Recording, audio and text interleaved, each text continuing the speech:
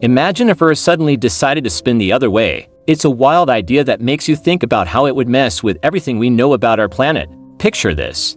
Instead of the sun rising in the east and setting in the west, it would do the complete opposite. This switcheroo would throw off our daily routines and could seriously mess with animals that rely on the sun for their survival, like birds trying to migrate. Changing Earth's rotation would also mess with the weather big time. The Coriolis effect, which affects wind and ocean currents, would go haywire, causing crazy weather patterns. Storms that usually spin a certain way would suddenly go in the opposite direction, leading to unpredictable and extreme weather events. Places that usually have nice weather might get hit with crazy storms, while hurricane-prone areas could see even more intense storms. Farmers would have to totally change how they grow crops, which could cause food shortages worldwide. Not only would the rotation switch up mess with the weather, but it would also mess with the Earth's magnetic field and gravity. The shape of the Earth would change, causing tectonic plates to shift and leading to more earthquakes and volcanoes. New mountains would pop up, and old ones would erode away. This could be really bad news for people living in those areas, with homes getting destroyed and people having to move.